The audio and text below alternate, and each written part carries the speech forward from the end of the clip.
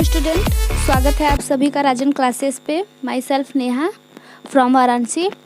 तो जैसा देखिए कक्षा 10 एनसीईआरटी विषय गणित अध्याय 2 बहुपद चल रहा था। बहुपद में आज हम लोग का टॉपिक है शून्यकों और गुणांकों में संबंध, यानी बहुपद चैप्टर है आपका और इस चैप्टर में हम लोग का शून्यांकों और गुणांकों में संबंध पढ़ना है। एक्सरसाइज आपका 2.1 हो गया है और 2.2 पढ़ने के लिए हम लोग को ये शून्यकों और गुणांकों में पहले संबंध समझ लेना है। ठीक, तो चलिए हम लोग समझते हैं शून्यकों और गुणांकों में संबंध। जैसे देखिए ये आपका एक समीकरण है, कोई भी समीकरण ले लीजिए, जैसे x² + 5x + 6। ये क्या है? ये आपका एक समीकरण है। तो इसका व्यापक समीकरण जैसे देखिए ax² + bx + c, यानी ये आपका समीकरण है। ठीक, हम लोग ये एक समीकरण ले लिए, तो ये जो ax² + bx + c इसके रूप में हम लोग लिखे हैं, तो ये इसका व्यापक समीकरण हो गया। ठीक, इस मतलब इसको क्या बोलेंगे? इसका व्यापक समीकरण। तो ये व्यापक समीकरण है। तो इससे देखिए क्या पता चल रहा है, x² का गुणांक 1 है, सॉरी a है, तो a है यानी यहाँ x² है, x² का गुणांक 1 है, यानी हमारा a का मान जो है वो कितना है? 1 है। ये देखिए बराबर है ना, मतलब ये और ये दोनों बराबर है, तो a का मान हम लोग का 1 आ गया। उसके बाद b x है, x का गुणांक b है, यानी ये x है, x का गुणांक b यहाँ 5 है, तो यानी b का मान हम लोग का क्या है? 5 है। उसके बाद c है, ठीक, c है यानी 6, तो c का मान कितना है हम लोग का? 6, यानी ये इसका व्यापक समीकरण है। तो हम लोग व्यापक समीकरण से मतलब कि इस समीकरण से निकाल लेंगे कि a का मान क्या है, b का मान क्या है और c का मान क्या है। ठीक, तो देखिए a का मान आपका 1 है और b का मान 5 है और c का मान 6 है। हो गया? देखिए ये आपका समीकरण है px, यानी ये जो x² + 5x + 6 ये है, इसको हम लोग px लिख दिए। ठीक, ये आपका समीकरण है। तो देखिए आप 9th में पढ़ चुके हैं, ये समीकरण है, तो इसको हल करना मतलब कि समीकरण को हल करना है। तो आप कैसे हल करेंगे? हम आपको बता दें तो आप 8 में बहुत सारा समीकरण हल कर चुके होंगे, अगर अच्छे से पढ़े होंगे तब, मतलब पूरा बुक मैथ का लगाए होंगे तब, और 9th में भी बहुत सारा समीकरण आपका दिया है ऐसे हल करने के लिए। तो फिर ये 10th में है आप तो देख लीजिए, अगर नहीं किए हैं तो देखिए ये जो लास्ट वाला अंक है ना, पहले देखिए यहाँ इसका गुणांक 1 है, ठीक, यानी x² है, इसका गुणांक 1 है, तो हम लोग क्या करते हैं, जो यहाँ पे गुणांक है 1 है, इसका इसमें इंटू कर देंगे। क्या करेंगे? इंटू, यानी 6 × 1 क्या आ गया आपका? 6 हो गया ना, यानी इसका a का गुणा c में कर देते हैं, तो a का गुणा c में किए तो 6 आ गया। तो देखिए हम लोग ऐसा दो नंबर चूज़ करते हैं जिसका गुणा करने पे 6 आए और जोड़ने या घटाने पे 5 आए। ठीक है, ऐसा दो नंबर लीजिए आप कि जिसका गुणा करने पे 6 आए और जोड़ने या घटाने पे 5 आए। तो इसमें थोड़ा सोचना पड़ता है, तो सोच लीजिए कि ऐसा कोई अंक, दो नंबर चूज़ कीजिए जिसका गुणा करने पे 6 आए और जोड़ने या घटाने पे क्या है? 5 आए। तो जैसे देखिए 2 × 3 यानी 2 × क्या होता है? 6 होता है ना, और 2 और अगर हम लोग 3 को जोड़ दें तो क्या हो जाएगा? 5 हो जाएगा, यानी प्लस कर देंगे तो क्या हो जाएगा? 5 हो जाएगा ना। तो चलिए ये दो नंबर हम लोग को मिल गया, क्या? 2 और 3। देखिए गुणा करने पे क्या आ रहा है? 6। ये देखिए चिन्ह भी देखा जाता है, देखिए ये +6 है ना, तो हम लोग 2 और 3 का गुणा कर रहे हैं तो 6 आ रहा है। अगर यहाँ माइनस रहता तो हम लोग 2 या 3 के जगह माइनस लगा देते हैं, तब करते। ठीक, और यहाँ 5 देखिए भी 5 जो है वो भी प्लस में है, तो 2 और 3 जोड़ेंगे तो +5 आएगा, है ना। अगर यहाँ -2 -3 लिखते तो -5 आता, अगर यहाँ पे माइनस रहता तो हम लोग -2 -3 लिखते। ठीक, तो यहाँ -5 आ जाता। तो चिन्ह भी देखा जाता है, नंबर के साथ साथ चिन्ह भी हम लोग देख के तब करते हैं। तो चलिए अब 2 नंबर आपको मिल गया, क्या? 2 और 3। तो देखिए ये आपका x² है, तो इसको ऐसे ही लिख देंगे। फिर क्या है? ये 5x है, ये 5x है ना, इसी को हम लोग अलग कर रहे हैं, यानी 2 और 3 में इसको बांट रहे हैं। क्या लिख सकते हैं इसको? 2x + 3x। अब देखिए 2 और 3 को जोड़ देंगे तो क्या हो जाएगा 5x। ये जो 5x है आपका उसी को हम लोग 2x प्लस 3x में लिख दिए हैं प्लस 6। हो गया, ये हो गया। तो अब देखिए 2 को एक साथ लीजिए, जैसे 4, ये 4 हो गया तो 2 को एक साथ लेंगे, 2 को एक साथ लेंगे तो देखिए x स्क्वायर है, यहाँ 2x है। तो इसमें कुछ आपको कॉमन दिख रहा है, मतलब ऐसा कोई कुछ है इसमें जो दोनों में है, उभयनिष्ठ जिसको बोलते हैं। तो आपको कुछ दिख रहा है, देखिए यहाँ पे क्या है आपका x स्क्वायर है प्लस 2x है, तो कुछ दिख रहा है, देखिए ध्यान से। तो देखिए यहाँ पे x स्क्वायर है, यहाँ x है, तो हमको दिख रहा है कि इसमें x कॉमन है, दिख रहा है। जैसे x है कॉमन तो हम लोग इसको x को बाहर निकालिए। यहाँ x स्क्वायर है, एक x बाहर निकला तो कितना बचेगा, एक ही x बचेगा। x स्क्वायर का मतलब यहाँ 2x है, तो x बाहर निकल गया तो एक x बचा, तो हम लोग अंदर लिख लिए। फिर उसके बाद प्लस, अब यहाँ 2x है तो यहाँ पे एक ही x है ना, 2 है और 2 के साथ एक x है, तो x हम लोग बाहर निकाल लिए तो क्या बचेगा, 2 बचेगा ना। देखिए 2 बच गया, तो ये 2 बच गया बस, तो हम लोग इसको 2 ऐसे लिख देंगे। फिर उसके बाद ये 2 को साथ में लिए हैं, तो अब देखिए इन दोनों में क्या कॉमन है, कुछ आपको उभयनिष्ठ दिख रहा है, जैसे यहाँ x है लेकिन इसमें x नहीं है, तो ये तो उभयनिष्ठ, इसमें x उभयनिष्ठ नहीं है यानी कॉमन नहीं है। यहाँ 3 है, यहाँ 6 है, यानी देखिए 6 है तो इसका गुणनखंड जैसे 3 दूनी 6 होता है ना, मतलब 3 के पहाड़ा में 6 आता है। तो अगर हम लोग 3 को कॉमन कर लेंगे तो देखिए 3 हम लोग कॉमन कर लिए तो यहाँ 3 तो निकल गया, तो क्या बचेगा, सिर्फ x बचेगा, x बचा। फिर प्लस, अब देखिए 3 का मतलब कि 3 इसमें से कॉमन कर लिए तो कितना बचेगा, 6 है, 6 में से 3 कॉमन कर लिए तो 3 बचेगा, है ना, मतलब 6 में से 3 निकालेंगे तो 3 ही बचेगा। यानी 3 का पहाड़ा का 3 का पहाड़ा हम लोग कितनी बार पढ़ेंगे, ये कोष्टक का मतलब होता है कि गुणा करना, ठीक है। ये कोष्टक का मतलब होता है गुणा करना, यानी 3 दूना 6, यहाँ पे हम लोग को 6 लाना है तो 3 यहाँ निकल गया तो यहाँ 2 लिखेंगे तभी ना 3 दूना 6 हो जाएगा। और यहाँ देखिए यहाँ 3 है और यहाँ x है, अगर 3 का गुणा x में करेंगे तो ये 3x आ गया। यही सब है लेकिन हम लोग ऐसे इसको लिख दिए कॉमन करके, ठीक। तो अब देखिए, अब ये देखिए ये एक हो गया, एक ये हो गया, ये आपका 2 हो गया।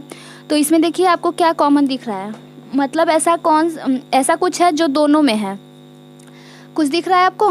देखिए x+2 और x+2 दोनों में क्या है, x+2 दोनों में है, यानी ये भी हमको दिख रहा है कि x+2 क्या है, कॉमन, मतलब उभयनिष्ठ है। तो हम लोग क्या करेंगे, इसको निकाल लेंगे, x+2 को बाहर निकाल लिए, x+2 हम लोग निकाल लिए। तो देखिए ये आपका 1 है, फिर इसके बाद ये 1 है, तो x+2 हम लोग बाहर निकाल दिए तो कितना बचेगा।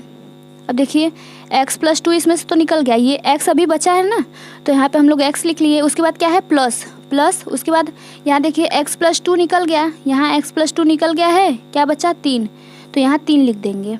हो गया ना आपका, ये देखिए गुणनखंड हो गया। अगर आप पहले कर चुके हैं गुणनखंड तो आपको समझ में आ गया होगा, अगर नहीं किए हैं तब भी आप देखते रहिए। अभी हम लोग 2-3 मतलब कुछ गुणनखंड करेंगे ऐसे ही, इसी में का गुणनखंड करेंगे तो आपको आ जाएगा। तो देखिए ये आपका आ गया, ये क्या आ गया, गुणनखंड करने पे x+2 और x+3 ये आ गया आपका, ठीक। देखिए x+2 और x+3 आपका आ गया, तो इसके इक्वल टू हम लोग क्या कर देंगे, 0 कर देंगे, ठीक। यानी शून्यक निकालने के लिए हम लोग को ऐसा करना पड़ा, यानी ये जो x+2 है और x+3 ये गुणनखंड आया इसका, तो इक्वल टू हम लोग क्या कर लिए, 0 कर लिए। तो देखिए पहले इसको लेके 0 करेंगे, मतलब इसके बराबर 0 कर देंगे, उसके बाद x+3 को, यानी x+2 इक्वल टू 0 हो गया। ये देखिए x+2 इक्वल टू 0 हो गया, यानी x इक्वल टू, ये जो 2 है यहाँ प्लस में है, इधर जाएगा तो माइनस में हो जाएगा ना, यानी ये जो 2 प्लस में था यहाँ माइनस में हो गया, ये हो गया आपका। उसके बाद देखिए x+3 है, x+3 इक्वल टू 0, यानी x+ जो 3 था उसके इक्वल टू भी 0 कर दिए।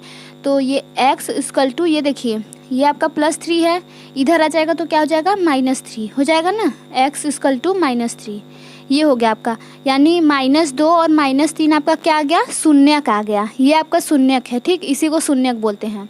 देखिए शून्यक को अल्फ़ा और बीटा से भी प्रदर्शित करते हैं, यानी शून्यक जो होता है उसको अल्फ़ा और बीटा भी कहते हैं, ठीक। यानी ये आपका एक अल्फ़ा हो गया, ये एक बीटा हो गया, ये आपका शून्यक है, आ गया ये आपका शून्यक। देखिए ये आपका दो शून्य का आगे क्या आया है, -2 और -3। तो देखिए शून्यकों का योग,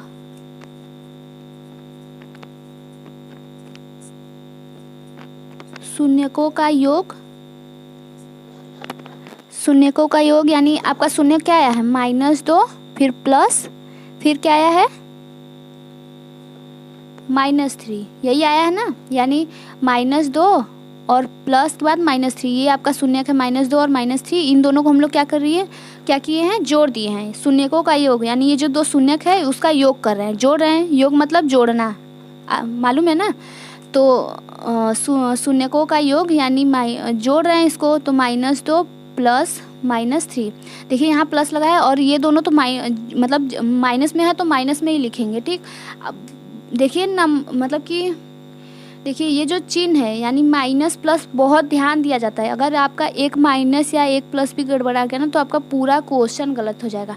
इसीलिए जो माइनस प्लस है इसको हल्के में मत लिया करिए, मतलब बहुत ध्यान से इसको देखा करिए और जहाँ जहाँ लगा है हमेशा लगाते रहिए। ये नहीं कि बस ऐसे ही छोड़ दे तो आपका पूरा सवाल गलत हो जाएगा, आंसर भी गलत आएगा और सवाल भी गलत हो जाएगा, ठीक। तो ये जो प्लस माइनस इतना छोटा छोटा है दिखने में, वो आप इसको छोटा मत समझिए, ये पूरे सवाल को क्या करेगा, ख़राब कर देगा यानी गलत कर देगा, ठीक। अगर आप इसको ध्यान नहीं देंगे, मजाक में ले लेंगे इसको। तो देखिए अब ये हो गया -2, फिर ये प्लस माइनस यानी ये प्लस है और फिर -3 है, प्लस माइनस इंटू करेंगे ना हम लोग, प्लस का माइनस में गुणा करेंगे तो क्या हो जाएगा, माइनस हो जाएगा। फिर ये क्या है 3, तो 3। अब देखिए माइनस प्लस होता है, माइनस माइनस प्लस यानी 2 और -2 है और -3 है, ये जोड़ेंगे तो 5 आएगा।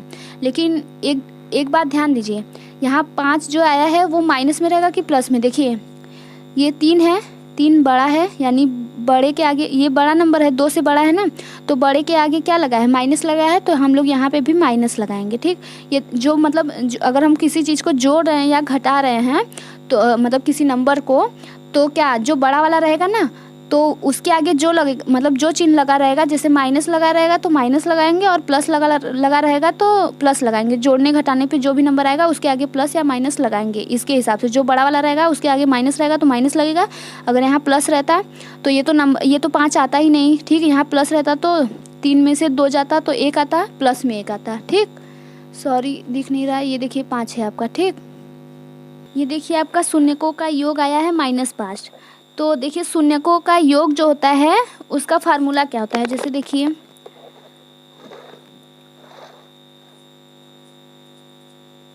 शून्यकों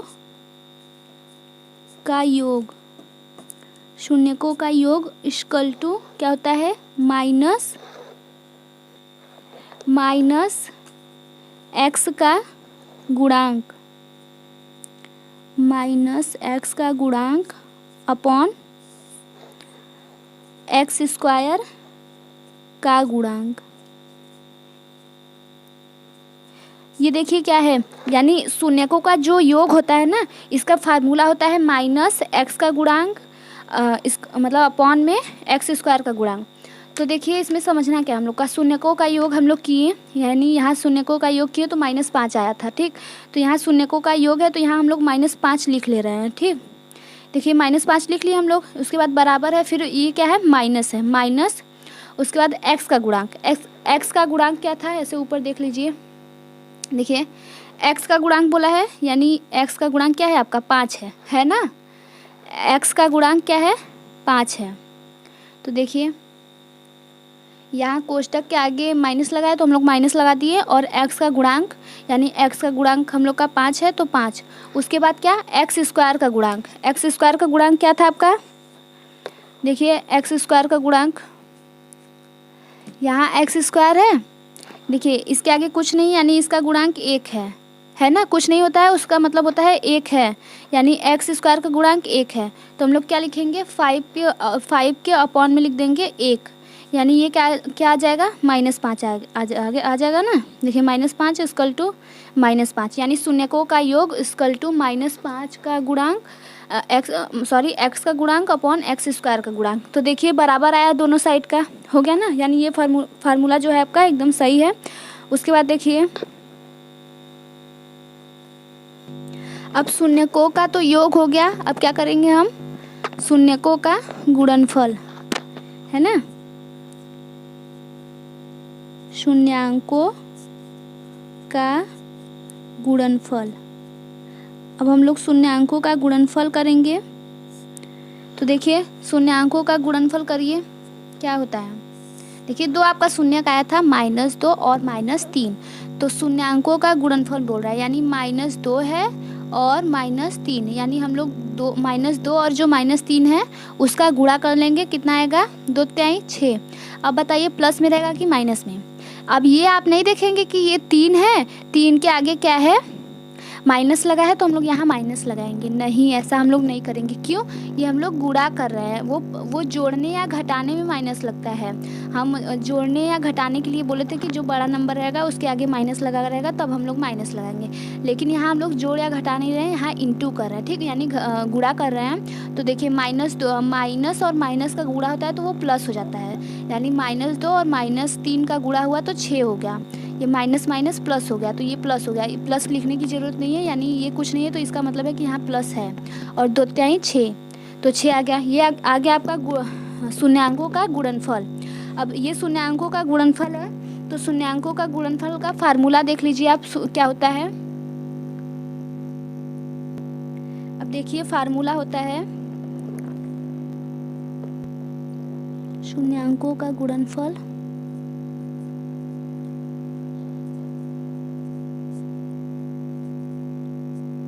शून्यांकों का गुणनफल इक्वल टू क्या होता है, अचर पद अपॉन x स्क्वायर का गुणांक, x स्क्वायर का गुणांक। ये होता है आपका शून्यांकों का गुणनफल का फार्मूला, अचर पद अपॉन x स्क्वायर का गुणांक। यानी अचर पद का मतलब जो c होता है आपका, c का मान होता है जो लास्ट में जो आता है उसमें x या x स्क्वायर नहीं लगा रहता है, तो वो अचर पद होता है, ठीक। और अपॉन में x स्क्वायर का गुणांक यानी a, है ना। तो देखिए शून्यांकों का हम लोग गुणनफल किए तो हम लोग का +6 आ गया है, आया ना यहाँ ऊपर, तो यहाँ 6 हो गया आपका इक्वल टू अचर पद बोल रहा है, तो अचर पद आपका क्या था, ये देखिए यही था ना आपका अचर पद है 6, है ना। यानी अचर पद 6 है, तो हम लोग क्या लिखेंगे, 6 लिखेंगे। तो आपका अचर पद है 6, यानी ये हम लोग 6 लिख दिया अचर पद, अपॉन में क्या दिया है, x स्क्वायर का गुणांक। अब देखिए x स्क्वायर का गुणांक क्या है हम लोग का, ये देख लीजिए। देखिए यहाँ समीकरण में आपका x स्क्वायर का गुणांक 1 है ना, कुछ नहीं है, यानी यहाँ 1 है, x स्क्वायर का गुणांक 1 है, तो हम लोग 6 के अपॉन क्या लिख देंगे, 1। तो 6 के अपॉन हम लोग लिख दिए 1, यानी क्या हो गया, 6 इक्वल टू 6 हो गया शून्यांकों का गुणनफल इक्वल टू अचर पद अपॉन x स्क्वायर का गुणांक। ये हो गया आपका शून्यांकों का गुणनफल। ये तो हो गया आपका। हम लोग इस टॉपिक में पढ़ क्या रहे थे, शून्यांकों और गुणांकों में संबंध, यही पढ़ रहे थे ना। तो देखिए हम आपका गुणनखंड कर लिए एक समीकरण लेके, उसके बाद शून्यांकों का योग किए, उसके बाद शून्यांकों का गुणनफल किए, ये तो हो गया। ये देखिए शून्यांकों का योग, इसका फार्मूला था, क्या था आपका, -x का गुणांक अपॉन x स्क्वायर का गुणांक, यही था ना। ये देखिए शून्यांकों का योग इक्वल टू -x का गुणांक है ना, यानी x का गुणांक आपका, x का गुणांक जो होता है उसको b होता है ना। ये देखिए ये देखिए ये x का गुणांक है, इसका व्यापक समीकरण, ये आपका एक जो है वो a था, और ये जो है ये b है, और ये क्या है, c है। यहाँ पे देख लीजिए, है ना, यहाँ x का गुणांक जो 5 है, ये क्या है, b है आपका। तो हम लोग जो ये जो फार्मूला है, ये जो आपका x का गुणांक है, इसको हम लोग क्या लिख सकते हैं, b लिख सकते हैं, यानी x का गुणांक जो होता है वो b होता है, तो b अपॉन x स्क्वायर का गुणांक होता है, उसको क्या बोलते हैं, a, ठीक है। हम लोग व्यापक समीकरण में देखे हैं, जो x स्क्वायर का गुणांक होता है उसको a बोलते हैं, और x का गुणांक जो होता है उसको क्या बोलते हैं, b।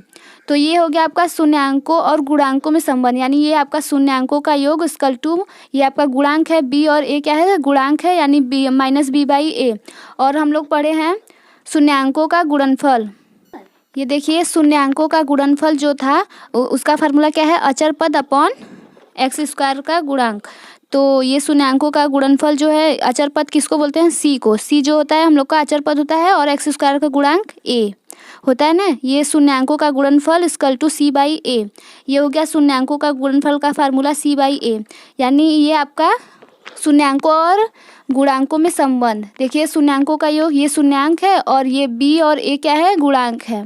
तो ये शून्यांकों और गुणांकों में संबंध आपका हो गया शून्यांकों का योग equal to minus B by A और शून्यांकों का गुणनफल equal to C by A. ऐसे आपका आएगा एक्सरसाइज में, तो आप सीधे ऐसे अचर पद या गुणांक ऐसे नहीं लिखेंगे, क्या लिखेंगे, शून्यांकों का योग equal to minus B by A, यानी बी का मान जो रहेगा उसको लिख देंगे माइनस में, अपॉन में ए लिख देंगे जो ए का मान रहेगा। और शून्यांकों का गुणनफल आएगा तो ऐसे अचर पद या ये सब नहीं लिख के क्या लिखेंगे, सी बाई ए, यानी सी का मान जो रहेगा वो लिखेंगे, समीकरण दिया रहेगा उसमें सी का मान जो रहेगा उसको लिखेंगे और अपॉन में ए का मान जो रहेगा वो लिख देंगे। ये हो जाएगा आपका, ये हो गया आपका शून्यांकों और गुणांकों में संबंध। चलिए आज के लिए बस इतना ही, और आगे हम लोग कल पढ़ेंगे। आज के लिए बस इतना ही। धन्यवाद। Thanks for watching video.